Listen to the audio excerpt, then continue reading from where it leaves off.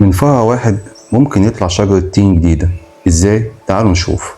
السلام عليكم، ازيكم عاملين ايه؟ النهارده حابب اشارككم تجربة بسيطة ومفيدة جدا، وهي اكسار شجرة التين من العقلة اللي خدتها هدية من شخص عزيز عليا. وعلشان النبات يقدر يطلع جذور كويسة، اول حاجة عملتها اني خدشت شوية في ساق الفرع لحد ما ظهر الجزء الداخلي اللي اسمه الكامبيوم. وقتها النبات بيحس انه اتصاب فيرد ويكون جذور. الخطوة دي بتساعد النبات انه يكون جذور جديدة بسهولة.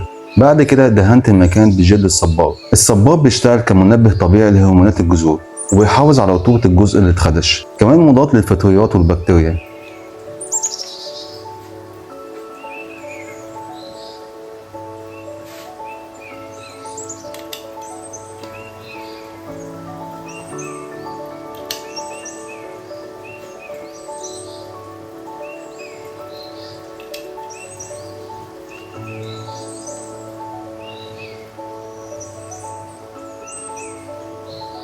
بعدها جهزت التربة وخلطت التربة مع كومبوست عشان تكون غنية بالمغذيات والعناصر المهمة.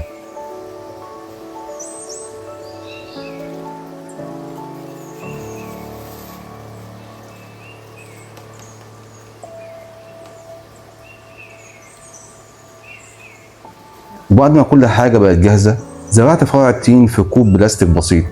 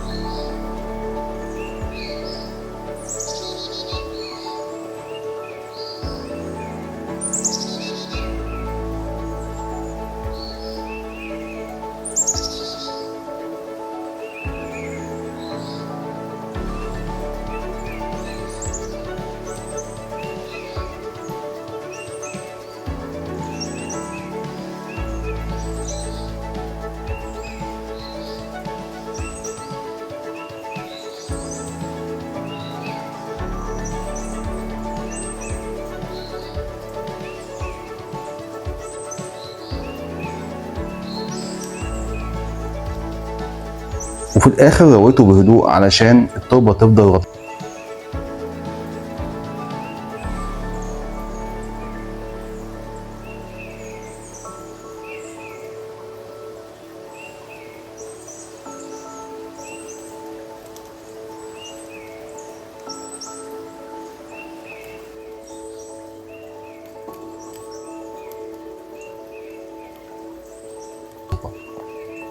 وده كان شغل النهارده في إكسار شجرة التين من العقلة. لو عندكم أي اقتراحات للفيديوهات الجاية اكتبوا لي في التعليقات، وأنا أكيد هقرا كل كلامكم. شكرا إنكم فضلتوا معايا لآخر الفيديو، وما تنسوش تعملوا لايك وكومنت واشتراك في القناة عشان نكمل رحلتنا في الزراعة مع بعض. سلام.